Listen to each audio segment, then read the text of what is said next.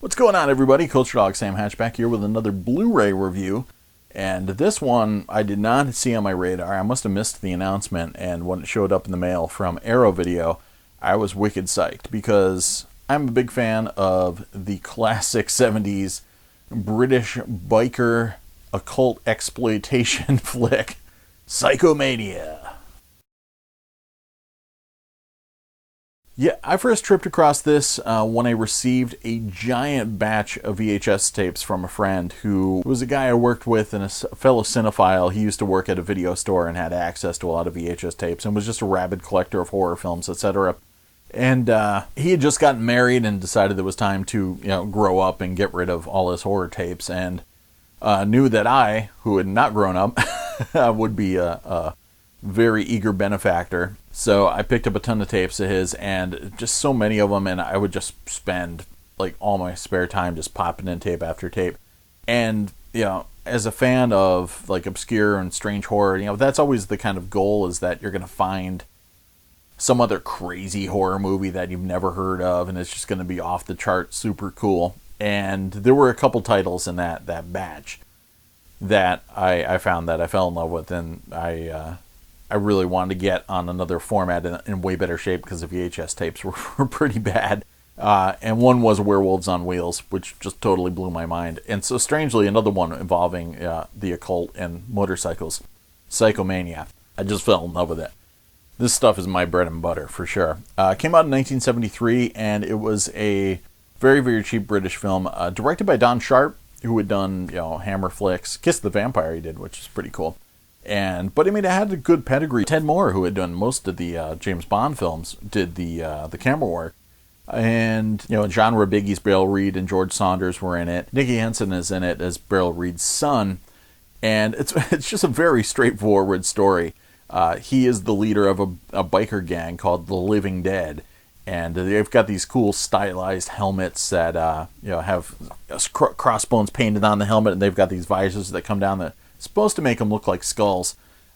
They look more like, I don't know, angry pandas or something in reality. But yeah, they like to rampage around the countryside and knock over prams and attack people at shopping centers and scare people playing chicken with them on the road that somehow miraculously makes them pop out of windshields, even though they don't hit anything. You just see someone on a motorcycle and you fly out of your windshield, I guess. But yeah, so they play dangerous games. They play with their lives. But then, that's not enough. You could obviously make a movie of that and just have it be about the interplay between these gang members and power struggles, etc. There's one other woman within the group that is a little more adventurous and has some possible aspirations of leading the gang, but not while Tom, Nicky Henson's character, is alive. So yeah, this thus enters some of the other stranger parts of the story, including his mom being a frog Satanist. She's an occultist that does a lot of channeling of spirits for people, but it's dark power and it's tied to frogs because frogs. And George Saunders is the mysterious more than a butler in the house that's got a lot of knowledge, apparently, about dark things. And Nicky Henson's character knows about what they're doing, and that there's also a locked room in the house that's very mysterious, and that his father passed away under strange circumstances. And he's also heard about a spell about the living dead, and he wants to know all about it. And his mom's trying to protect him from it. But basically, the crux of the story is that there's a spell, which really isn't a spell at all. It's just basically, if you kill yourself, but want to, really, really, really want to come back from the dead, you will. And that's it. Which leads to, this guy, the head of a suicidal biker gang already. Why not kill yourself? In fact, it's great when he tells the rest of the gang at one point. One girl's like, all right, what are we waiting for? But he does have a wholesome girl in the gang. She's the one that's got the blue kind of denim look, and her name's Abby, and she's very nice. She goes and does things with her mom. You don't see it on camera, but she talks about it. So yeah, you get the feeling that she's perhaps not quite as dark and evil as the rest of the gang, and isn't ready to take a ride into the grave and beyond. So there's that dynamic, and so this guy goes and rides his bike into the Thames off a bridge, and then miraculously comes back in a killer scene. I mean, one of the coolest things I've ever seen in cinema is just this one guy who's got to go across the field where these bikers all hang out all the time. I think it's called the Seven Witches, because there's these stones that are theoretically witches that had been rendered into stone, and not just your average Stonehengean standing stones, etc. So locals were terrified to go through there, and his shrewish wife makes him go seek help when their car breaks down through the field. And when he's there, that's when he encounters the rise of Tom. And there's this mound of dirt, and this dude just rides his motorcycle out of the grave full bore. It just doesn't get any cooler than that. There's really not that much viscera or gore. Obviously, he's strong. He's undead. But they're not zombies at all. They're just regular people. They're just impossible to kill at that point. But there's no flesh melting or old decomposition, etc. They're just regular dudes. So he comes back and gets into some encounters at a local pub, and then tells the gang, hey, it's time we all kill ourselves and come back. And there's a bit of a hippie-ish subtext in there that they're gonna stick it to the man, that if they could kill all the cops and all the people in control of what's wrong with the world, that they're they're going to be their mission. But that's kind of not really enacted that much. Their mission is basically just, it turns out to be the same as it was one in life. Go to the shopping plaza and annoy people and knock baguettes out of their hands. But I mean, there's some nasty stuff with one person decides to ride their bike into a baby carriage on purpose. So it's definitely got a mean-spirited streak through it. But not much in terms of visual effects and gore. So if you're super gore hound, you might be disappointed on those fronts. But it's stylish, it's cool. The score is way cool. John Cameron, from working with Donovan fame and did a lot of other great stuff, did the score and recorded it in Shepperton, which is cool. And one of the special features talking about the boominess of it, forced his hand into making this very amorphous kind of vibey score, as opposed to a very tight rhythmic pounding score. So it's just a band basically just jamming out. But it's the opening of the film is all these bikes going around the Seven Witches field with a lot of smoke and everything, but slowed down. And Nicky mentions in one of the special features that they are obviously supposed to be Harley Davidsons, but nobody could afford it. So they're just this really cheap, junky British bikes that these kids are all riding around on it, which adds it even another level of cool. That these bikes aren't even really that cool that they're on. And they've all got cool leather jackets at least. But their bikes aren't really that amazing. But they're cruising around, and later on you see the same scene in regular speed, and it's not that amazing. But it's very, very dreamlike and trippy with the Psychomania logo and this fog and it running at half speed. And they have all these kind of choreographed maneuvers where they're all driving at angles and interweaving amongst one another. That stuff's cool. It does a lot of economical filmmaking stuff where it'll show you one scene and then show it to you again, or show you a character playing a song as a funeral dirge and then show them riding their bikes away again with the same song playing all over again. So there's a lot of that. And it is kind of funny how these characters at one guy's funeral, all of a sudden they're wearing floral stuff and knit vests and all sort of what happened to the biker gang, man? These guys are all of a sudden super non-threatening looking. So the cops get involved in the chase, and it's pretty cool. There's a couple times when, if you can follow it from the mindset of the inspector, he knows about this biker gang, and no matter how many times they round everybody up, somebody is still roaming around causing trouble because it's the dead members of the gang. And so it's cool, trying to think of it from, how would a police inspector actually approach this situation? And he obviously is trying to think of rational explanations. And, these guys just go around and take out everyone in their path. Usually you do not see, I mentioned before, the murders. You see them after the fact. And in fact, there's even a couple bits where there's very, almost Monkeys-esque comedy moments where, you just see like a syringe stuck in the side of a door, and it's like, womp womp, oh, more dead people, you know, and then you pan to the floor, and there's a bunch of corpses twisted and broken. But yeah, it's hokey, and it's, you know, 8,000 pounds of awesome. Psychomania is way cool.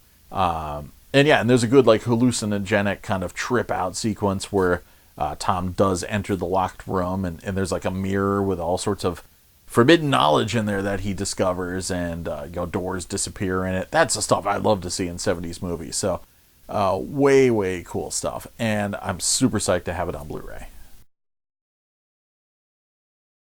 So yeah, I'd seen Psychomania before on VHS. It looked horrible. Apparently in 2010, Seven Films released it on DVD, and a lot of the archive, you know, featurettes from that DVD are ported over here on this Blu-ray. And judging by the picture quality of the kind of insert shots in those featurettes, they must have been taken from that same DVD, and they look like ass. So the film is one of those things. It wasn't ever made as something to be cherished and treasured, and kept going for decades for horror fans to delight in. In fact, Nicky Henson mentions in one featurette that he did this because he thought there would be far less public knowledge of this cheap film, you know, made to just subsidize his wallet in between theater work. He thought instead of doing TV, this would be, you know, far more under the radar, and that if he did a TV thing, you know, everyone in England would see it and realize it sucked.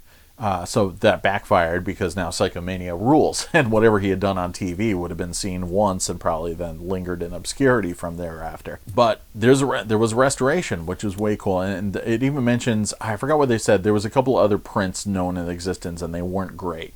But then all of a sudden someone discovered in France, or it was France or Italy, but either way, it was a 3-color black and white set of prints. But it was basically like an RGB, you know, strip of the film, and each color had its own black and white print. So they were able to restore those and then combine them. And yeah, it's amazing how good this looks. I've never seen this film with detail like that before. And it's still, you know, in semi-rough shape in the way that the color does tend to waver and pulsate in and out. So it's very inconsistent, but still, considering the state of this film before this, it is pretty amazing looking, and I kind of like that too. There's a lot of talk, and I mentioned it before too, about looking bad sometimes being a benefit to a genre film, and a lot of people would say that VHS having bad picture quality will make a cult film that much cooler, which I agree and disagree with. I think that's bogus on one hand, but then on the other hand, I've watched a bootlegged VHS of the director's cut of Army of Darkness and thought it was amazing because of the bootleg VHS-ness of it. But on the other hand, the one aspect of that I never can disagree with is film. If it does look aged and decrepit in some fashion, in the fashion that film is, that's always good. So if it's a Blu-ray representation of an old scratched up film, like people will complain about that, you know, the film elements not being pristine, but that's always going to be cool in some fashion because it's really a true representation of the film, the source matter. So yeah, I don't mind if there's like kind of pulsating color or something for a early 70s, you know, trash, you know, teen suicide biker Satan film. Because yeah, that's just kind of gonna render a whole other level of verisimilitude to it, and just make it feel like you're watching it in an old, you know, cinema house or something like that, or some grindhouse double feature somewhere. So I can't fault it for that. There's a lot of grain, and yeah, a lot of detail, and yeah, I mean the colors are somewhat muted sometimes, but they're there, and you know Tom's mom, Beryl Reid's character, has a pretty fancy pad with some bizarre splashes of color within it. And even some of the outfits have some really intense splashes of color. So that was cool. Audio is just mono, and at times was overly sibilant. There's one scene in particular where Tom is engaging with Beryl Reid and George Saunders, and that scene in particular was very sibilant. After that, it seemed to fade away, so that was pretty cool. But I mean, everything sounds what you think an early 70s trash film would sound like, and the music, it sounds great. Maybe not a lot of low end or anything to that effect, but John Cameron's jams like really rocked, and the folk music part of the song, part of the film, sounded great too. So no problems there. Extras. I wasn't expecting many extras for this film because, like I said, it was just a strange tape buried amidst a pile of VHS tapes in my friend's collection. So the fact that there's a special edition devoted to it is more than I could ever have imagined. So thankfully, there are some cool special features, and I didn't even realize that Severin Films had dropped another special edition, 7 years ago. But there's some new stuff in here too, including a new interview with Nicky Henson, which is cool because he's just such a friendly, gregarious fellow, and just despite the fact that he doesn't appreciate the film and doesn't think of it as anything else but a way to get extra dough as a young man working in the theater in between stints, playing Mercutio and Romeo and Juliet. Despite the fact that he does appreciate that there is an audience for it and that it has lived on in some fashion. On the negative side, a lot of the stories you hear in it are the same stories he tells in another featurette, which is the documentary The Return of the Living Dead that Severin Films had put together in 2010. But that features the rest of the gang, which is pretty cool. It's got Nicky Henson, but also Mary Larkin, Dennis Gilmore, Roy Holder, and Rocky Taylor. Rocky Taylor also did a lot of work on the James Bond films, so that was cool. More James Bond connections there. But yeah, those guys and gal all talk about their experience making the film and working with Beryl, Reid, and George Saunders, and just being part of a throwaway feature that they all found rather silly that somehow found legs over time and carried on. So that's about a half an hour. There's a very, very short piece about remastering the film, which it does give you a basic knowledge about how they went about doing it, but it doesn't actually interview anybody involved in the remastering process. So it's very surface, and so it's informative quickly, but it's not quite like the remastering one that was on the Transformers Anniversary Edition that just dropped recently for Transformers the movie. That one told you a little bit more about the process, but it's still cool, hearing about the history of the film's prints and why it's never looked good on home video before now. There's also Hell for Leather, a featurette on the company that made the film's clothing, which is really cool because there's a younger man, not that young, but who now runs the company. But he still has enough knowledge about what was going on in the 70s and talks about the history of the Bronx jackets in particular that the company made and how popular they were in the different styles worn amongst the gang members here. And I love all the names of the gang members too. There's like Hatchet and the one guy's like Bertram. It's like, so there's Tom and there's Hinky. I like Hinky. Hinky and Hatchet are probably my two favorites. But yeah, then the Bertram. And, of course, Abby and Jane. But that was really cool, and it was way more fascinating than I thought it was going to be. Kind of getting a real, knowledge about the form and function of the jackets, which was really neat. That and enough would have been more than enough to sate me. But then, of course, they had to drop some music stuff, which is even cooler. Riding Free was in there, an archive interview with the singer Harvey Andrews, who did Riding Free. Again, a little befuddled about the film and its audience, and he doesn't even play the song live, but he nonetheless takes some time to actually perform a bit of the song for the interviewer, and then to give a little bit about history about how he got involved in it. And then The Sound of Psychomania is another archive interview, which is super cool, with John Cameron talking about how he got involved in the film. And as a musician, I really like that because that was impressive about how his environs and the cheap nature of the film forced his hand to kind of take a different tactic, and how just quickly it was made, and how he concocted the kind of bizarre dreamlike groove of it all, because out of necessity and not just creative impulses. So that was really fascinating. It's got original uncompressed 1.0 mono audio. The restoration was in 2K. So it's high definition. There's also a DVD copy as well for you, so you got that. It comes with a theatrical trailer, which actually looks surprisingly good. I was expecting that to look horrible.